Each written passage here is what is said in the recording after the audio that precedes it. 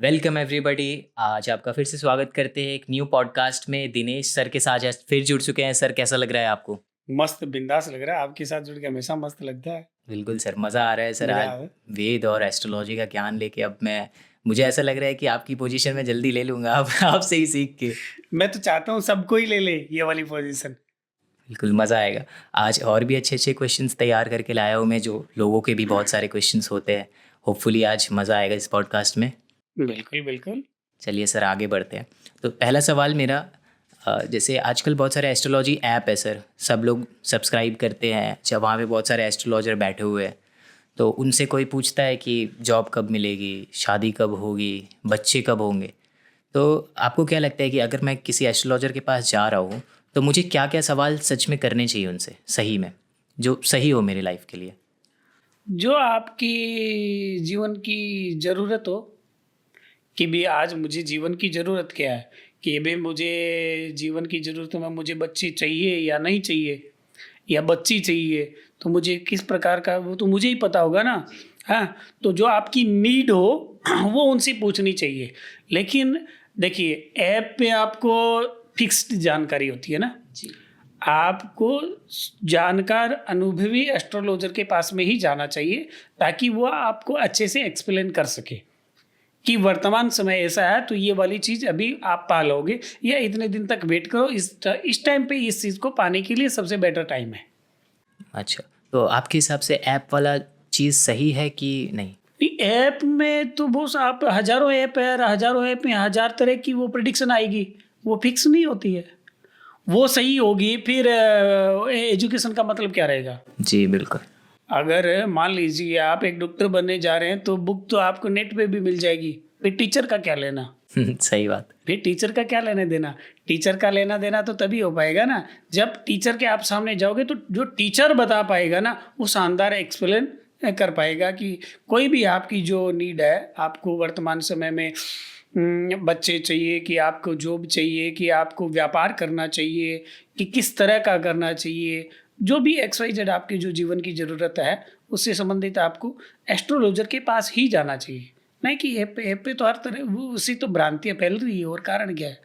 App में तो sir artificial intelligence जुड़ा हुआ है, वो जैसा आप सवाल देते हैं वो बस एक कंप्यूटराइज्ड आंसर आपके पास आ जाता है। हाँ बॉस, एक ही लाइन आपको 10 पेज में मिल जाएगी, सेम टू सेम लाइन वही लिखी हुई थी, 5 नंबर पेज पे वही ना, 7 नंबर पेज पे वही लाइन, 10 नंबर पेज पे वही लाइन लिखी हुई आ रही है, तो फिर क्या हुआ, मतलब क्या हुआ? नहीं, ऐसे आजकल आप देखेंगे कि बहुत सारे एस्ट्रोलॉजर ऐप से जुड़ रहे हैं, जो वीडियो कॉल पे अब कस्टमर्स लोग को, जो भी लोग हैं उनसे कनेक्ट करके उनको सॉल्यूशंस दे रहे हैं या जो वो चाहते हैं। तो आप कभी ऐसा सोचें हैं वो करने का? नहीं नहीं, तो सर उनमें और आप में। मेरा मेरा तो एक ही उद्देश्य है कि उन्होंने तो ज्योतिष के वेद, पहली बात तो वो उस वेद के मंत्र, एक एक एक सब वेद, एक वेद की एक लाइन नहीं पढ़ी होगी उन्होंने। अच्छा। मैंने गुरुकुल में 7 साल बिताए कंटिन्यू, एक जगह पे त्रिकाल संध्या करते हुए वेदों को पढ़ा। जी। हाँ, वेदों को पढ़ा, और मैं उस पोजीशन में जाना चाहूँगा, भगवान करे मैं तो नहीं जाना चाहूँगा। मेरे पास कई एस्ट्रोलॉजर आते रहते हैं, सीखते रहते हैं। अच्छा, आपके पास। मेरे पास अब क्या, 2013 में भी पंजाब में था तो वहाँ के प्रोफेसर थे और थे काफ़ी लोग, मुझे उस टाइम में मुझसे पढ़ने आते थे। मतलब 2013 में तो आप काफ़ी यंग होंगे। हाँ, तो उस टाइम मुझसे पढ़ने आते थे, काफ़ी टीचर्स थे वो पढ़ने आते थे ज्योतिष के बारे में। तो मैं क्या, मेरा उद्देश्य ये है कि वेद मंत्र के अनुसार आप ज्योतिष हो चाहे वास्तु हो, आप वेद के अनुसार जानो, और रियल वेद मंत्र का रेफरेंस लेते हुए कि ये बात, ये शब्द वेद में कहाँ लिखा हुआ है, सीधे आप वहीं जाओ, वहीं से उत्तर लेके आओ। मेरा और आपका कोई लेना देना नहीं, किसी और का भी कोई लेना देना नहीं।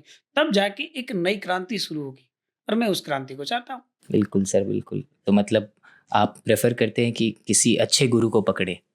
हुँ। और जीवन में गुरु होने का कितना महत्व है सर, कि हमें गुरु एक होना चाहिए हर किसी के जीवन में एक गुरु? बिना गुरु के तो जीवन में कुछ है ही नहीं, अंधेरा है। आपको, चाहे आप 10 कर रहे हो, चाहे एमबीए कर रहे हो, चाहे आप कोई भी काम कर रहे हो, अगर आप उस चीज़ का गुरु नहीं है आपके पास में, तो आप सक्सेस नहीं है। तो बिना गुरु के तो ज़िंदगी सक्सेस नहीं है। तो आपकी जो आप जिस सोल पीस की बात कर रहे हो, वो बिना गुरु के सक्सेसफुल कैसे हो पाएगी? नहीं, जीवन तो स्टार्ट ही गुरु से होता है। सबसे पहले सबसे माँ गुरु होती है बच्चे की, पिता गुरु होते हैं, उनके बाद स्कूल में जाते हैं तो टीचर गुरु होते हैं, कॉलेज में जाते हैं प्रोफेसर गुरु होते हैं, जॉब लग जाता है तो फिर जो सिखाते हैं मैनेजर या बॉस वो गुरु होते हैं। ज़िंदगी में कोई गुरु होना ज़रूरी है क्या? जैसे अब मैं कमाता हूँ, मैं सारी ज़िंदगी व्यतीत करता हूँ, तो अब मेरे पास अब कोई गुरु है नहीं समझ लीजिए। तो उनके लिए कोई गुरु जो गाइड करे उनको, जैसे मैं आपको अगर गुरु मान लूँ, तो आप मुझे एक राह दिखाएँ अच्छा पॉजिटिविटी के थ्रू, तो वो सबकी लाइफ़ में एक गुरु ऐसा होना चाहिए कि नहीं ये? बहुत गजब की बात है। और बहुत गजब की बात की कि एक तो ये कि मैं जो चाहता हूँ वो मेरे साथ घटित जरूर होगा। अगर मैं गुरु को चाहता हूँ, जिस तरह के गुरु को चाहता हूँ, यूनिवर्स वैसा गुरु मुझे देगा। पहली चीज तो ये। और दूसरी चीज ये कि पहले ने बोले पहला माँ गुरु, भगवान कृष्ण की सबसे प्यारी बात ये कि गीता में वैसे स्त्री का नाम नहीं है, लेकिन भगवान श्री कृष्ण ने जो कहा है वो स्त्री की ही महत्वता को बढ़ाया है, स्त्री को ही सबसे श्रेष्ठ बताया है भगवान श्री कृष्ण ने। उन्होंने कहा है कि पहला गुरु मैं हूं, और उन्होंने कहा कि पहला गुरु कौन होता है? माँ, तो स्त्री हो गई। फिर भगवान कृष्ण ने कहा मैं ही जन्मदाता हूं, जन्मदाता कौन है? माँ है, तो वो हो गए, पिता हो गए। और उन्होंने कहा सतोगुणी मैं हूं, सतोगुणी मैं हूं, तो सतोगुण का मतलब है ठहराव वाला। तो ठहराव वो किस में है? स्त्री में है। भी 9 महीने तक गर्भ को ठहरी हुई इस चीज नहीं होगी तो गर्भ कैसे रहेगा? ठहराव में रहेगा। तो भगवान श्री कृष्ण ने जो सब सर्वोपरि जो कहा वो स्त्री तत्व को ही कहा। अच्छा। स्त्री तत्व को, तत्वदर्शी की बात कर रहा हूं यहाँ पे। तो पहला गुरु वही है, और जीवन काल में गुरु होना चाहिए बिना गुरु के। और दूसरी चीज ये, आपको जैसे कभी बोले कि मेरे को जैसा चाहिए वैसा गुरु मिले न मिले, आप किसी को भी गुरु मान करके आप चलिए। क्या होता है, आपके अंदर भी परमात्मा है, गुरु के अंदर भी परमात्मा। अभी एक परम श्रद्धेय प्रेमानंद जी महाराज जी से किसी ने प्रश्न किया था कि भी आपके तो हजारों लाखों करोड़ों शिष्य है, मैं भी आपका शिष्य हूँ एक, तो ये बताइए कि मैं आपको याद करता हूँ, मेरा गुरु भी मुझे याद करता है क्या? तो बोले कि बिना गुरु के याद किए और बिना गुरु के चाहत के तुम शिष्य कैसे बन सकते हो? तो यहाँ पे ये एक बात ये आती है, जब भी आप गुरु शब्द को, गुरु तत्व को तैयार करते हो, तो मान लीजिए आप और मैं, और मध्यस्थता होगी गुरु की, यानी ईश्वर की। ईश्वर ही गुरु है, तो उनके अंदर भी ईश्वर तत्व है और आपके अंदर भी ईश्वर तत्व है। वो एक दूसरे की पूर्णता करता है, क्योंकि बिना ट्रायंगल के, बिना तीन की ज्योमेट्री नहीं बनती है। तो ये ज्योमेट्री गुरु, शिष्य और ईश्वर, इन तीनों के चलते ही बनती है। तो जब भी गुरु बनता है या गुरु बनाता है इंसान, तो एक मध्य में ईश्वर होता है, इष्ट होता है, एक इष्ट होता है। और वो इष्ट ही गुरु को बल प्रदान करता है, वो इष्ट ही शिष्य को बल प्रदान करता है, और वो इष्ट ही दोनों को जोड़ने वाला है। इसीलिए कहते हैं सतोगुण दिखाई नहीं देता लेकिन होता है, वो सतोगुणी ईश्वर होता है, वो इष्ट होता है। तो इसलिए जीवन में गुरु जरूर होना चाहिए। बिल्कुल सर, आपने बहुत खूब आंसर दिया इसका। और एक चीज और बताऊं, मैं गुरुकुल में पढ़ा, तो वो जगह है, वो गुरुकुल है, वो कृपात्री जी महाराज का है जी। स्वामी जी महाराज रहे वहां पे, आदि गुरु शंकराचार्य से वो परिपाटी चली आ रही है। लेकिन मेरे को तहे दिल से ये समर्पण नहीं आया कि मैं इनको गुरु स्वीकार करूं। बहुत सारे उस टाइम पे भी 2001 में भी जब बाला साहब ठाकरे थे, ये आयोजन हुआ था, तो बहुत सारे सिद्ध संत पुरुष आए थे, मुंबई गया था मैं। लेकिन कभी किसी के प्रति मन में नहीं आया कि ये मेरे ईश्वर। 2006 में जाकर के, 5 में जाकर के मुझे कहीं ये लगा कि ये गुरु बने मिले तो मजा आ जाए। और उनके लिए मैंने 3 साल तक उनके दरवाजे तक गया हूं, लेकिन कभी स्वीकार नहीं हुआ। लेकिन 3 साल बाद जब उन्होंने स्वीकार किया, क्योंकि जीवन वो होता है ना कि आपके भीतर की ललक होनी चाहिए जी। तो मेरे को बहुत मिले, सन्यासी भी बहुत मिले, शंकराचार्य जी, बहुत सारी चीजें, आस्ती पदवी, बहुत कुछ देखा मैंने। लेकिन मेरे एक हृदय में समर्पण नहीं है कि मैं इनको सौंप दूं, इनके आगे मर मिट जाऊं। ये बोल दे कि अभी डुबकी लगा ले तो डुबकी लगा लूं, ऐसा समर्पण कहाँ है? तो जीवन में कहीं नहीं आया। वहां उनकी एक झलक पाई थी मैंने एक झलक पाते ही मैंने कहा हाँ आज बात बन गई। और वो 3 साल तक उनके दरवाजे तक जाता रहा, 3 साल तक उन्होंने कोई इंटरव्यू नहीं दिया। 3 साल के बाद उन्होंने एक ही झटके में स्वीकार कर लिया और उसके बाद में ज़िंदगी बदल गई। तो गुरु होना चाहिए जीवन में, बहुत ज़रूरी है। सही गुरु ढूंढना उससे ज़्यादा ज़रूरी है सर। हाँ, समझ गया सर। अभी आपने मेंशन किया साधु सन्यासी, तो इनके रिलेटेड एक सवाल उत्पन्न हुआ मेरे मन में कि बहुत लोग हैं जो साध्वी जीवन अपना लेते हैं, तो सर ये साध्वी का एंड रिजल्ट क्या है कि मतलब अब साध्वी कर लिए तो उससे आखिर उसका क्या है, क्या रिजल्ट आएगा उसका? इसको मैं थोड़ा विस्तृत करके बात कर सकता हूँ? बिल्कुल सर, बिल्कुल है? बिल्कुल। तो विस्तृत करके बात करने में मुझे इसलिए मजा आ रहा है कि एक तो प्रभाव से साध्वी बनाया जाता है। अच्छा। प्रभाव से एक साध्वी बनता है।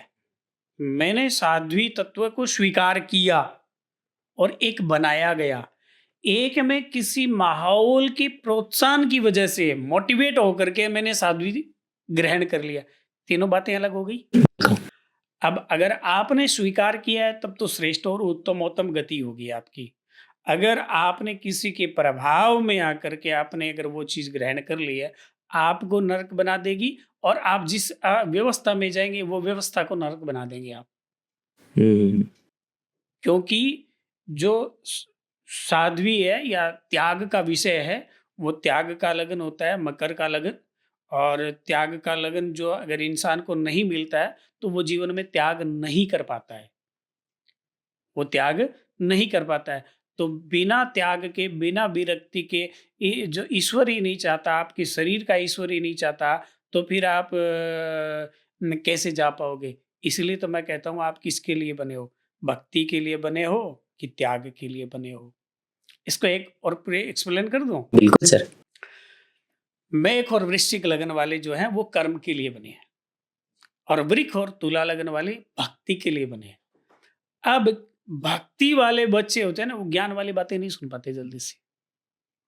भक्ति वाले बच्चे होते हैं, उनको ज्ञान देते हैं ना, बोलो समझ में नहीं आता। भगवान जी ठीक कर देंगे, हाँ ठीक कर देंगे, उनको तो नहीं समझ में आता है, उनको ज्ञान समझ में नहीं आता, वो भक्ति मार्ग से। अब मिथुन और कन्या जो है ये बुद्ध का लगन है, ये भक्ति और ज्ञान दोनों समाहित है इनमें। ये बालकपन का स्वभाव है, इनमें भक्ति और ज्ञान दोनों समाहित है। कर्क लगन है वो चंद्रमा का लगन है, वो ममत्व का भाव का, वो भी प्रेम का लगन है, वो भी भक्ति का लगन है। सिंह लगन है वो भी कर्म का लगन है। सिंह लगन वाले को कर्म भक्ति से कोई लेना देना नहीं है। अगर आप किसी का सिंह लगन है वो भक्ति में चला जाएगा तो उसका नरक हो जाएगा, वही खुद ही नरक हो जाएगा। अब सिंह लगन वाले को कर्म में जाना चाहिए। और सिंह के बाद में आती है कन्या, तो बुध हो गया वही। कन्या के बाद में तुला आ गई, वही हो गया शुक्र हो गया। तुला के बाद में वृश्चिक आ गया, वृश्चिक भी वही कर्म हो गया। और उसके बाद में क्या, धनु। गुरु लगन वाले को ज्ञान के मार्ग में जाना चाहिए। बोले ज्ञान भी बिकता है, ज्ञान की भी फीस है, तो ज्ञान से कमाता है इंसान, कर्म से भी नहीं, नॉलेज से भी कमाता है, तो उसको नॉलेज में जाना चाहिए। यानी वो ज्ञान का विषय है। अगर जिनका धनु लगन या मीन लगन है वो उनको ज्ञान मार्ग के संत में बड़े पद पे बैठा देंगे तब तो वो उज्जवल कर देंगे। अगर वही भक्ति वाले को, शुक्र को, और ज्ञान मार्ग पे बड़ी पदवी दे देंगे, वो दिखना, झलकना, थिरकना वो काम करेगा, क्योंकि उसके शरीर का काम ही यही है ना। शुक्र दिखना चाहता है, झलकना चाहता है। अब उसको वो ज्ञान मार्ग में बैठा देंगे तो वो उस पद का भी सत्यानाश करेगा और मानवता में भी अपभ्रंश फैलाएगा। इसलिए वेद के प्रति जाना जरूरी है। मैं यही तो कहता हूँ, मेरा सिद्धांत यही है ना कि इसी के चलते बहुत सारी क्या है जो अमानवीयता का शिकार होते जा रहे हैं बिना नॉलेज के, वो अमानवीयता खत्म हो जाएगी। अब भक्तिवाद जिसका लगन है, अरे उसको ज्ञान मार्ग के उच्च पद पे बैठा दिया है, ज्ञान शंकराचार्य बना दिया। अब वो क्या करेगा, अच्छे अच्छे गहने पहनेगा, अच्छे अच्छे डायमंड पहनेगा, अच्छे अच्छे राजभोग। सो लोग कहेंगे यार ये क्या है, अच्छी गाड़ी, बड़ी गाड़ी में घूम, ये क्या है, इतनी लग्जरियस होगी। क्योंकि उसका शरीर ही उसके लिए बना, तो वो भीतर से जो चाहता वो तो करेगा ही करेगा। आदमी भीतर से जो चाहता वो तो करेगा ही करेगा। अब आता धनु के बाद में मकर लगन। वो होता है त्याग का लगन। वो होता है त्याग का लगन। वो हर चीज को त्याग कर सकता है, संसार को भी त्याग सकता है, घर को भी त्याग सकता है, वो हर चीज को त्याग कर सकता है। त्याग कर सकता है मतलब ये नहीं कि पहाड़ पे जाने के बाद वो सोचे हाँ नहीं घर वाले तो ये कर रहे हैं, वो नहीं सोचेगा। अच्छा। पिताश्री ये कर रहे होंगे, वो नहीं सोचेगा। वो ये नहीं सोचेगा क्योंकि उसका लगन ही त्याग का है। हुँ। तो वो त्याग कर लेगा। गोरखनाथ जी, गो- गोरख धंधा जो ये आज संन्यास मार्ग में चल रहे हैं, अघोरी संप्रदाय में चल रहे हैं, तो ये मकर लगन वाले सबसे ज्यादा सक्सेसफुल होते हैं।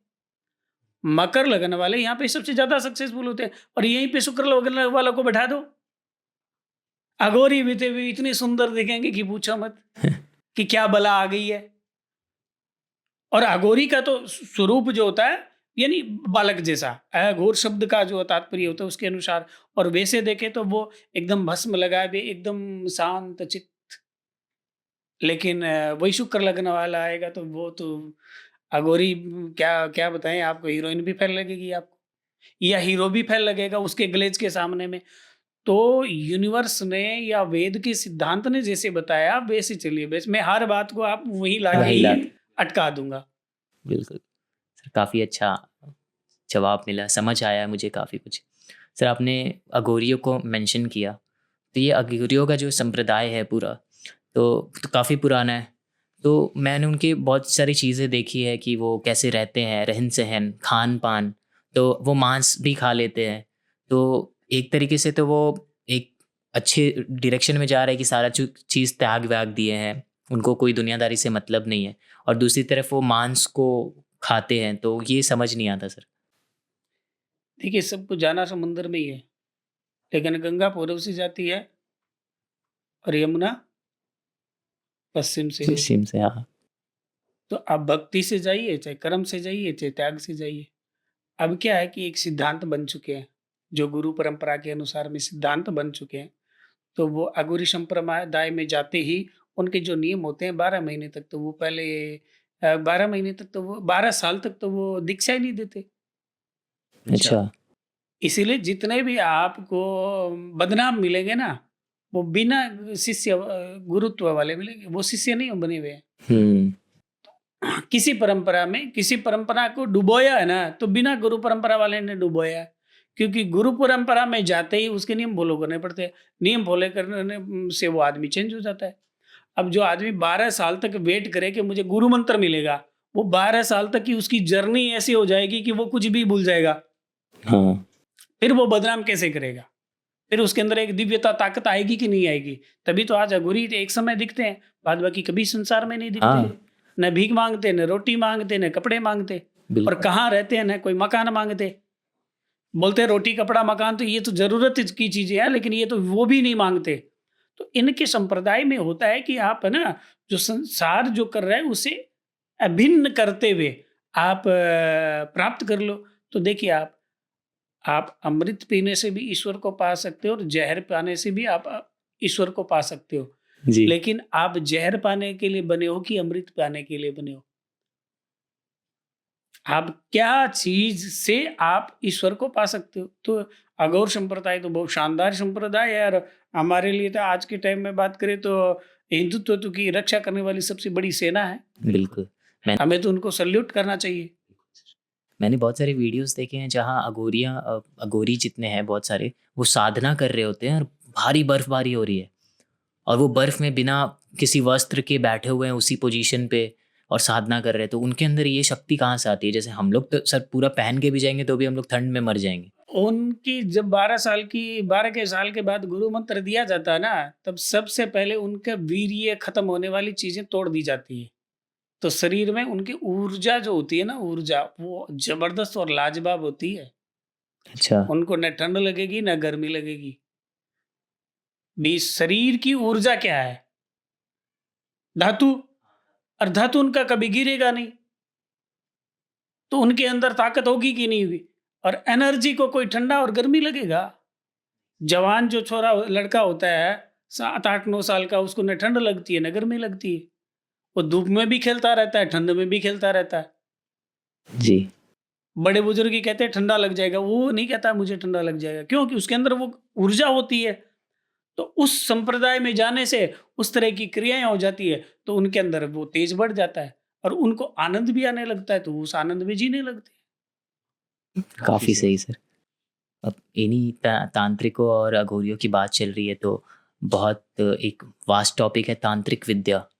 तो सर उसका कुछ ज्ञान है आपको, आप हमें बता पाए तो, क्योंकि तांत्रिक विद्या तो बहुत लोग मानते हैं कि कुछ करवाना है, अगर कोई सॉल्यूशन, कुछ बीमारी ठीक नहीं हो रही है या कुछ प्रॉब्लम है तो लोग बोलते हैं तांत्रिक से के पास चलते हैं, तांत्रिक कुछ सॉल्यूशन निकाल देंगे। तो इसका कोई रहस्य कि वो ऐसा क्या कर देंगे जो वेद से जुड़ा है शायद? पहली चीज तो ये बताइए, आप जैसे यंग जो जनरेशन होती है ना, उनके अंदर क्या खून उबला हुआ रहता है, तो वो तो चाहिए कि कल चाहिए, अगर अच्छा कोई हाँ। अघोरी, अच्छा कोई तांत्रिक मुझे ये कर सकता है, मैं तो तुरंत उसके पास जाता हूँ। लेकिन उसको पहले थोड़ी सी 1 सेकंड के लिए रुक के एक बात सोचनी चाहिए कि अघोरी या तंत्र मंत्र वाले शमशान घाट में बैठते हैं, और हमारे पूर्वज भी जब शमशान घाट लेके जाते हैं ना, तो वहां से नहा के आते हैं। वहां की एनर्जी अच्छी नहीं होती, वहां की एनर्जी अच्छी नहीं होती, तो हमें जाके वहां से हैप्पीनेस कहाँ से मिलेगा? 1 सेकंड के लिए इतनी सी बात जरूर सोचे। 1 सेकंड के लिए इतनी सी बात जरूर सोचे कि शमशान घाट जब भी जाते हैं, नहा के घर आते हैं, अशुद्ध मानते हैं हम। अशुद्ध हो जाते हैं वहां जाते, और वहां गृहस्थी, यहाँ की पुराण में जाते, शिव पुराण में भी कहा गया जो शमशान घाट के जो शिवलिंग है, उनकी गृहस्थी को पूजा नहीं करनी चाहिए। इसलिए शमशान घाट के जितने भी मंदिर होते हैं, वहां कभी आपको गृहस्थी को पूजा पाठ करते हुए नहीं देखोगे। हर शमशान घाट में शिवलिंग होता है, वहां जल चढ़ता है, कोई एक विशेष आदमी रहता है, वो जल चढ़ाता है और उसकी पूजा करता है। कोई गृहस्थी जाके वहां पूजा नहीं करता, स्पष्ट मना किया गया है। तो वहां जाकर के पूजा करना, गृहस्थी को स्पष्ट वे पुराण में मना किया गया है, तो आपको जाके वहां पे से हैप्पीनेस कैसे मिल पाएगा? दूसरी चीज क्या, होता सब कुछ है। अब मैं आपको एक ऐसे ही घटना शेयर कर देता हूँ जी। कामाख्या गए थे, एक प्रोग्राम था, तो काफी विप्रजन साथ में थे और काफी राजस्थान से भी बुलाए थे जी। तो जब 2-3 दिन हो गए, वहाँ पे अम्बुबाची का मेला लगता है, तो 2 साल पहले की बात है, तो नवरात्र का भी उस टाइम पे संयोग पड़ा था। तो वहाँ पे एक कोई जोधपुर के आए थे, एक लेडीज और जेंट्स, हस्बैंड वाइफ, वो बचपन से उसी लाइन में थे, तो तंत्र के लाइन में। तो एक मेरे साथ थे, वो भी काली जी के तंत्र को मानते थे, और काली का तंत्र है उनके पास, दीक्षित भी है गुरु परंपरा से। अच्छा। और जबरदस्त है भी, ताकत भी है उनके पास। तो उनसे बैठे मिले, तो उन्होंने कहा कि आइए, तो वो बड़ा ही विषय शानदार है। वो शानदार ऐसे रहा, रात में हम 9-10 बजे करीबन माँ के चरणों में जाके बैठ जाते थे, वहाँ पे सीढ़ियों में। तो एक जोड़ा आता है हस्बैंड वाइफ का, तो हम लोग ऐसे बात कर रहे थे, मैंने कहा ये घूम रहा है, घूम तो किसी चक्कर में, बच्चे के चक्कर में घूम रहा है, अभी 2 ही है, तीसरा कोई दिख नहीं रहा है इनके साथ में। हाँ। तो वो मेरे पास आए, तो मैंने कहा नहीं, इनसे बात करिए, मैं थोड़ा साइड में हो गया। तो वो उनको बोले कि हमारे बच्चा नहीं हो रहा, ये नहीं हो रहा। तो वो बोले कि भी इन्होंने मुझे इसलिए साइड किया है कि जानती ये भी है कि आपको घर में कोई पितृदोष इत्यादि है, आप उसकी शांति करवा लीजिए, और आपकी कुंडली के अनुसार इस टाइम पे आपको संजोग बनेगा, तब आपको बच्चा हो जाएगा जी। तो उन्होंने रैंडम सी बात कह दी और छोड़ दिया। दूसरे दिन हम शाम को देखते हैं, हम दोनों साथ में थे, ऐसे घूम रहे थे, टहल रहे थे, आनंद लेते रहे थे। तो शाम को देखा कि वो दोनों मियाँ और बीबी और उस लेडीज के पाँव छू रहे थे हमारे ही सामने में, जो तांत्रिक थी। तो जानता तांत्रिक थी, तो मैंने कहा इसमें तो कुछ होगा, तभी ये पाँव छू रही है भाई। हाँ। तो उनकी बात हुई, वो चले गए हस्बैंड वाइफ, तो हम लोग नज़दीक है। मैंने कहा देवी जी जय हो, आपको एक निमंत्रण है, कल शाम को भोजन ग्रहण करिएगा। तो बोले कि हाँ कल जरूर आएंगे। तो सामने होटल था, वहीं पे आते थे। तो मैंने कहा इतने बजे? बोले ठीक है। दूसरे दिन वो आ भी गए, और उस टाइम पे उन्होंने कह भी दिया कि लाइए प्रसाद। मैंने कहा लीजिए। तो बोले कि एक वचन दीजिए। मैंने कहा मैं तो वचन नहीं दूंगा। तो मेरे साथ में थे, वो बोले कि हाँ बोलिए क्या बोलना है। तो बोले आपको शमशान घाट आना है। तो बोले हाँ आ जाएंगे, बोलिए। बोले नींबू लेके आना, बोले हाँ नींबू लेके आ जाएंगे। मैंने कहा भैया आप जानो, मैं तो शमशान घाट सिर्फ जिंदगी में एक ही बार गया हूँ, वो भी दादी जी के लिए। अच्छा। बाद बाकी मैं कभी शमशान घाट गया ही नहीं भाई। तो मैं तो शमशान घाट वैसे भी नहीं जाता। तो अब दूसरे दिन में जब मिले, वो मंदिर प्रांगण में परिक्रमा लगाते रहते हैं उस टाइम पे, जी। तो मिले तो बैठे, बातचीत हुई। तो मैंने कहा "अब आप ही देख लो क्या आप वाला मामला"। तो उसके पास क्या काचे कलवे थे। काचे काचे कलवे कलवे मतलब क्या होता है, गुड्डे जो होते हैं? गुड्डे जो होते हैं, बच्चे जो मर जाते हैं उनको वो सिद्ध करते हैं 43 दिन की साधना से। फिर वो क्या करते हैं, किसी से भी पैसे, मान लीजिए आप गए, मुझे बेटा चाहिए, वो बोलेंगे 5 लाख दीजिए, आपको बेटा मिल जाएगा। वो आपको ऐसी क्रिया करके देंगे, आपको बेटा मिल जाएगा। आप कई ऐसी चीज़ें बोलेंगे कि उसको मारना है, तो बोलेंगे उसको मार देंगे, इतने पैसे लगेंगे, वो उसको मार भी देंगे।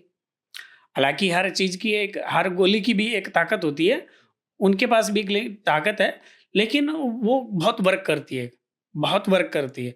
तो वो इस तरह के काम करते हैं। तो ऐसे घूमते, शाम को उनका बात हो गई, बोले हाँ उनके पास तो वो वाली सिद्धि है और 3-4 काचे कलवे हैं, तो आपको लेना है क्या? मैंने कहा मैं तो शमशान घाट ही नहीं गया बॉस, आप जानो, आपकी दुनिया जाने, मुझे तो नहीं लेना है। तो फिर शाम को वो वहाँ पे भी गए। तो 12 बजे करीबन होने वाला था, 11:30 करीबन, तब मैंने उनको कॉल किया कि 12 बज के 1 मिनट हो गई, तो फिर मेरा कोई लेना देना नहीं है, क्योंकि फ्लाइटों से मैंने बुलाया तो अभी जिम्मेदारी मेरी है और फिर कोई मेरी जिम्मेदारी नहीं रहेगी। तो फिर वो 12 बजे से पहले आ गए थे। आते मैंने बोला भाई हमारे कोई भी शमशान घाट जाके आता है तो नहा के आता है, फिर नहा के आइए, फिर आप इन ब्राह्मणों के साथ में बैठिए, पूजा करिए। फिर वो बैठ के पूजा करे तो उनकी आंखें भी उस लेडीज जैसी दिखने लगी। दूसरे दिन उनकी तबीयत खराब हो गई, फिर उनको हॉस्पिटल वगैरह दिखाया, फिर वो नॉर्मल, फिर उनको कहीं और जाना था, फिर मैंने उनको वापस राजस्थान ही भेज दिया। उनसे एक चीज समझने को ये मिली कि जिंदगी में सब कुछ होता है, और वो इतने बढ़िया तांत्रिक है खुद भी, वो पहले जिंदगी में किसी को कुछ नहीं समझते थे। जिंदगी में पहले किसी को कुछ नहीं समझते थे, और 3 महीने बाद वो फिर मेरे को फ़ोन किया, बोले कि कुछ बताइए मुझे, क्योंकि अब तो सब कुछ गड़बड़ हो गया है। तो मैंने कहा नहीं, आप गलत की किए, आप भगवती से इजाज़त लेके नहीं गए, क्योंकि आपके पास जो काली है वो सात्विक काली है और गुरु की दी हुई है, लेकिन आपने उनकी आज्ञा की अवहेलना की थी। तो अगर आप रो करके बच्चा जब भी समर्पण करे तो आप जहाँ भी है नाक रगड़ लीजिए और भगवती से बोलिए कि मुझ पे कृपा करें, मैं अबोध बालक था और भविष्य में ऐसे काम नहीं करूँगा। तो फिर आज उनके काम धाम भी बढ़िया से चलने लगे, और उसके बाद में 2-2 गाड़ियाँ और नहीं ले ली। इस बार गए थे तो मिले थे। तो जीवन में ये सब चीज़ें होती है और बड़ी ज़बरदस्त होती है। लेकिन एक चीज़ बताऊँ, इसके पीछे रहस्य छुपा गया एक, कि मैं गुरु परंपरा से था, मुझे सर्दी जुकाम तक नहीं हुई। मैंने तो बहुत सारे अघोरियों से मिला वहाँ पे भी, हैं? और एक से एक अघोरी, एक से एक तांत्रिक से भी मिला। मेरे जीवन काल में इनका कभी भी मैंने नेगेटिव असर नहीं देखा। और दूसरा, मेरे साथ जो मेरे को जो अक्सर जानते हैं, मैं उनसे पहले ही आते ही एक चीज़ कहता हूँ कि नमो भगवते वासुदेवाय के पहले सवा लाख मंत्र कंप्लीट कर, फिर मेरी लाइन में आना। फिर मेरे साथ जुड़ना। मेरे साथ जो भी जुड़ता है, मैं उसको पहले नारायण से जोड़ देता हूँ। और जो इस मंत्र का जप करता रहता है, उसके ऊपर में ये चीज़ें कभी भी हावी नहीं होती, क्योंकि उजाले में अंधेरा नहीं आता, और ये सारा अंधेरे का खेल है बस। सही बात है। मज़ा सर, मैं तो खुद शौक में हूँ कि ऐसी चीज़ें होती है कि उनके पास काचे कलवे और ये सारे होते हैं कि वो उनका प्राण एक नए पे डाल के दे रहे हैं, या किसी का अगर मर्डर कराना है तो वो उसके थ्रू करा ले रहे हैं। तो आजकल के जनरेशन में भी ऐसी चीज़ें हैं और रियल है। हाँ, तो मुझे सुन के तो काफ़ी शॉकिंग लगा। इस धरती पे जितने शब्द है ना, सब सत्य है, सब सत्य है। हाँ, देखने को कभी-कभी मिल सकता है, ये ज़रूर है। कि होता है ना, हर चीज़ जीवन में घटना पहली बार घटती है, तो किसके जीवन में कब घटी वो पता नहीं, लेकिन शब्द जितने भी हैं सारे के सारे सत्य है। सर, शब्दों से एक शब्द मैंने आपका बीच में पकड़ा है, वो है पितृदोष। तो सर, पितृदोष का क्या असर होता है और हम उसे कैसे टाल सकते हैं? पितृ तो पितृ यानी हमारे पूर्वज। मैं समझ गया इस बात को। पितृ जो दोष होता है ना, उसको टाल तो क्या सकते हैं आप, उसके निमित्त आप कर्म कीजिए, उसके निमित्त आप कर्म कीजिए। जैसे अपने सिद्धांत में आता है कि अपने पिंडदान दो जगह होते हैं, गया जी और एक पुष्कर। यूनिवर्स में जैसे कुंभ यही होता है और कहीं नहीं होता, तो वैसे ही पिंडदान दो ही जगह होता है। वहां पे आप सबका पिंडदान करके आइए, और पिंडदान में दूध और चांदी सब पिंड पे चढ़ा के आ जाइए, आप पितृदोष से मुक्त मिल जाएंगे। जैसे सर मेरे पिताजी हैं, वो साल में एक बार वो एक दिन आता है जब वो अपने पूर्वज का पूजा करते हैं, घाट पे जाके पिंड दान करते हैं। तो वो हर साल करना ज़रूरी है।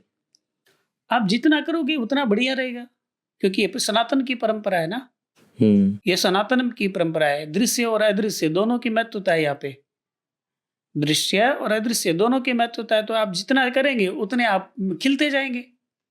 और अगर सर कोई नहीं करता है, जैसे आजकल अब जैसे अब नए हम लोग बनते जा रहे हैं, अभी तो मैं वेद से जुड़ा हूँ, आपसे जुड़ा हूँ, तो बहुत सारी ज्ञान आ रही है मुझे। बट बहुत लोग हैं जो अब उनके माता पिता उन्हें उतना ज्ञान नहीं दिए हैं, और अब वो पिंडदान पितृदान के बारे में जानते ही नहीं है, तो वो कभी करेंगे भी नहीं आगे जाके। तो उनको क्या सहना पड़ सकता है?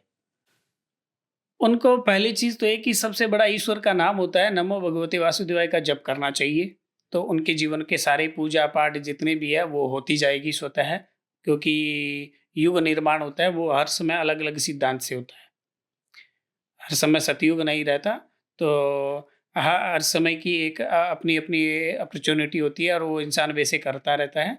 हाँ, जिनके दोष होगा उनके घर में सीलन मिलेगी, अच्छा। उनके घर में पक्की 1,00,000% उनके घर में सीलन अच्छी खासी मिलेगी।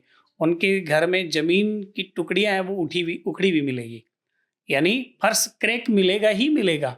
इतना भी अच्छा कर लेंगे लेकिन फिर भी फर्श क्रैक मिलेगा। अगर ये 102 सिंबल सामने में देखने को मिल रहे हैं, इसका मतलब ये हो गया आपके जीवन को भी प्रभावित करेगा। सीलन आई, पानी खराब हुआ, आपके बॉडी का पानी खराब होने लगेगा, आपकी मानसिकता डिप्रेशन में जाने लगोगे आप। तो ये पितृदोष इस तरह से धीरे धीरे सिम्टम्स दिखाते हुए वर्क करता है। तो इस तरह के अगर सिम्टम्स आ रहे हैं तो फिर आप उस चीज को फॉलो करते हुए उस चीज को आप कर लीजिए, ताकि आपका जीवन बेहतर हो सके। जी बिल्कुल। अब इतने सारे रिचुअल्स हैं जो आपने बताए, बहुत सारे, क्योंकि आपको वेद का ज्ञान है। बट मैंने बहुत जगह ऐसा देखा है कि बहुत सारे पंडित होते हैं जो सिर्फ पैसे निकालने के लिए अंधविश्वास की तरफ लोगों को लेके जाते हैं। तो अंधविश्वास से कैसे बचा जाए? अब आपके हिसाब से अंधविश्वास है क्या, पहले तो मेरे को ये समझाओ, तब मैं समझ पाऊंगा कि हाँ ये अंधविश्वास हुआ। जैसे बहुत सारे रिचुअल्स होते हैं जो मुझे सही नहीं लगते। अब शादी में ही समझ लीजिए, एक शादी, अभी शादी का सीज़न चल रहा है, तो मैं शादी का पकड़ लेता हूँ कि शादी में बहुत ऐसा रस्म होता है कि बहुत मतलब जो लेन देन हो रहा है कि इनके फूफा को ये कपड़ा देना ही पड़ता है, ये करना पड़ता है, और फिर ये चीज़ हल्दी से होता है, ये चीज़ उससे होता है। तो उसका मतलब रिलेशन क्या है? नहीं नहीं नहीं नहीं नहीं नहीं नहीं नहीं, मैं इन सब चीजों को मैं नहीं मानता, और ये चीजें वेद और शास्त्र से भिन्न है। ये मनमानी की परिपाटी है, और मैं मनमानी की परिपाटी को कभी महत्व नहीं देता। जैसे बहुत पंडित जी मैं देखता हूँ, मैं बहुत सारे पूजा में, सत्यनारायण जी के पूजा में बैठूँ या फिर शादी के पूजा में बैठूँ, तो पंडित जी ऐसे बार बार सब सहते होंगे कि आपको अभी 501 चढ़ाना ही पड़ेगा, ये करना ही है, आपको 500 मिनिमम करना ही होगा इस पे। फिर मतलब हर एक मंत्र के बाद या 4-5 मिनट में वो चढ़ाने बोलते हैं। तो वो कितना सत्य है कि अब वो मेरे ऊपर डिपेंड करता है, या फिर वो उनका मनमानी है, ये अंधविश्वास कि अगर आप ये नहीं करेंगे तो ये हो जाए? इसमें दो बातें हैं। दो बातें ये है कि एक तो वो अपनी आजीविका के लिए बोल देते हैं, उसके हिसाब से तो ठीक है। दूसरी चीज ये है कि उनका बोलना और आपका उतना चढ़ाना, ये दोनों बातें मायने नहीं रखती। दक्षिणा जो चढ़ाई जाती है, आज रुपया चल रहा है, कोई टाइम में तांबा था, कोई टाइम में चांदी थी, किसी टाइम में सोना था। तो जिस समय में जिससे ये भौतिक सामग्री आती थी, तो हमारे घर में कोई अतिथि आता है, बहन आती है, बुआ आती है, बेटी आती है, हम उसका आदर सत्कार करते हैं, लास्ट में जाते हैं उसको एक लिफाफा देते हैं कि भी कोई प्रकार की कमी रही हो ना तेरी सेवा में, या गुरु को भी, तो उनको एक लिफाफा देते थे कि भी आप इससे अब खुश हो जाइएगा। तो वो मेरी श्रद्धा होती है। कोई 1 रुपया भी हो सकता है, लाख रुपया भी हो सकता है। तो ये जो बोल करके लेना या बोल करके देना, ये थोड़ा समझ में कम आता है। मैं इसके बारे में ज़्यादा नहीं कहूँगा, लेकिन ये समझ में कम आता है। लेकिन हाँ, एक चीज़ ये ज़रूर है कि जो कर्म करवा रहा है ब्राह्मण, उसको तो आप ठीक से दे दीजिए, तब कोई इशू है। अंधविश्वास का एक एग्जाम्पल मुझे अभी मैं आपको बता रहा हूँ। जैसे बिल्ली रास्ता काट दी तो अब आप रुक जाइए, अगर आप चले गए तो आपके साथ कुछ बुरा होगा। या घर के बाहर चप्पल उल्टा पड़ा हुआ है तो उसको सीधा कर लीजिए वरना घर में झगड़ा हो जाएगा। तो ये सारी चीज़ें अंधविश्वास में आई है। तो ये क्या सत्य है, ऐसा होता है? देखिए, आप इसको अंधविश्वास से भी जोड़ सकते हैं और एक सभ्यता से भी जोड़ सकते हैं। जूते बिखरे पड़े वो अच्छे लगेंगे आपको? नहीं सर, लेकिन बिल्ली रास्ता काट गई। अब बिल्ली रास्ता काट गई। अब बिल्ली को अपने लक्ष्मी भी मानते हैं और अलक्ष्मी भी मानते हैं ना। जी। लक्ष्मी के दो स्वरूप है, एक लक्ष्मी भी एक अलक्ष्मी भी। तो राइट हैंड से लेफ्ट हैंड जाते हैं, तो हम जीवन में कोई भी काम करते हैं ना, तो राइट से लेफ्ट की तरफ जाते हैं। तो राइट से लेफ्ट की तरफ जो भी रेखा बनती है जीवन काल में, चाहे वो बिल्ली बनाए चाहे वो इंसान बनाए, वो रेखा अच्छी बनती है। जो लेफ्ट से राइट की तरफ रेखा बनेगी वो अच्छी नहीं बनेगी। तो वही लक्ष्य राइट से अगर लेफ्ट जाएगी तो वही लक्ष्मी बन गई, अगर वही लेफ्ट से राइट आ गई तो वो अलक्ष्मी बन गई। तो मतलब अगर बिल्ली मेरा या राइट से लेफ्ट काट रही है रास्ता तो वो मेरे लिए अच्छा है। हाँ, वाह। भी जीवन में रेखा बनती है, कोई भी काम करो तो रेखा बनती है जी। एक रेखा बनती है। तो जीवन में राइट से लेफ्ट जाने वाली रेखा बनती है, वो शानदार होती है, और लेफ्ट से राइट आने वाली वो शानदार नहीं होती है। तो इसीलिए कहते हैं जीवन में आगे बढ़ना चाहिए, न कि पीछे जाना चाहिए। पीछे जाने वाली रेखाएं अच्छी नहीं होती, आगे जाने वाली रेखाएं अच्छी होती है। सर इसी से रिलेटेड एक और क्वेश्चन है अंधविश्वास से। जैसे शादी का सीजन चल रहा है, मैंने आपको बताया, तो बहुत लोग ऐसे बोलते हैं कि कढ़ाई में आपको नहीं खाना चाहिए वरना आपकी शादी में बारिश होता है। ये आप सुने हैं सर? कढ़ाई में आजकल कौन खाता है इस समय? नहीं सर, ऐसा बोला जाता है कि मतलब जैसे घर में होता है ना कि बच गया है तो अब मैं ये उसी में से खा पुराने लेता हूँ। जमाने में तो वो वही कि भी शुद्धता बनी रहे। हाँ, उसके लिए आपने एक रीजन। हाँ, शुद्धता बनी रहे इसके लिए। समझ गया सर, काफ़ी सही। सर आप जिस तरीके से जवाब देते हैं ना सर, मज़ा आ जाता है। और सर इस टॉपिक को आज यहीं क्लोज करते हैं। बहुत सारा टॉपिक हमने इसका आज कवर किया है। मुझे लगता है कि ऑडियंस बहुत सारी चीज़ें नई आज सीख पाएँ, साधना के बारे में, तांत्रिक विद्या के बारे में, आपके किस्से से बहुत कुछ सीख पाएँ। और हम लोग ने ये जो अंधविश्वास के टॉपिक पे बात किया जो बहुत सारे लोग रिलेट करेंगे। तो आज बहुत मज़ा आया इस टॉपिक पे। हम लोग फिर जुड़ेंगे और फिर वेद और एस्ट्रोलॉजी की बात आगे बढ़ाएंगे। ये चलता रहेगा क्योंकि आपने कहा वेद आज से 8,000 साल पहले से ही बन चुका है, इतने मिलियन से, तो वो आगे भी रहेगा। तो हम लोग रहे या ना रहे, वेद तो रहेगा। बिल्कुल, बिल्कुल, मुझे भी बड़ी खुशी हुई और बड़ा मज़ा आता है। साथ-साथ में मेरा मन कर रहा है थोड़ा-सा और कुछ भी बोलने का, कि जब इतनी बातें की है तो जीवन में जैसे अभी 2025 नया साल शुरू हुआ है, तो सबको चाहिए जीवन में कुछ ग्रोथ हो। तो वेद मंत्र का एक रेफरेंस देता हूँ, वो सिंबल आप बना करके आप अपने पॉकेट में रख लीजिए, घर में रख लीजिए। आपको लक्ष्मी की भी प्राप्ति होगी, आपके करियर में भी बढ़िया रहेगा, आपको जॉब भी मिलेगी। आप जहाँ सफलता पाना चाहते हो, आपके पास धन आएगा ही आएगा, खुशियाँ आएगी ही आएगी। ये ट्रू है। ट्रू कैसे है? एक वेद में चलते हैं। वेद का मंत्र है श्री का और लक्ष्मी का। श्री शते लक्ष्मी च पत्न्या वहो रात्रे पार्श्वे नक्षत्राणि रूपसिनो व्यातम। इस मंत्र में रूपम अश्विनो, अश्विनी का जो रूप है, स्वरूप है, उसमें लक्ष्मी का वास है। तो आकाश मंडल में जो दिखाई दे रही है, ये जो अश्विनी नक्षत्र का स्वरूप है, उसको आप हल्दी से भी या चंदन से भी बना करके पेपर में और आप अपने पास रखिए। इससे आपकी लक्ष्मी भी बढ़ेगी और यश मान प्रतिष्ठा भी बढ़ेगी। और इस मंत्र के साथ में मैं यही कहना चाहूँगा कि वेद मंत्रों से ही सब कुछ प्रूफ कीजिए अपने जीवन में, ताकि सब कुछ अच्छा रहे। और मुझे भी अच्छा लगा, मज़ा आया। फिर मिलना चाहेंगे दर्शकों से। बिल्कुल सर, थैंक यू, धन्यवाद सर।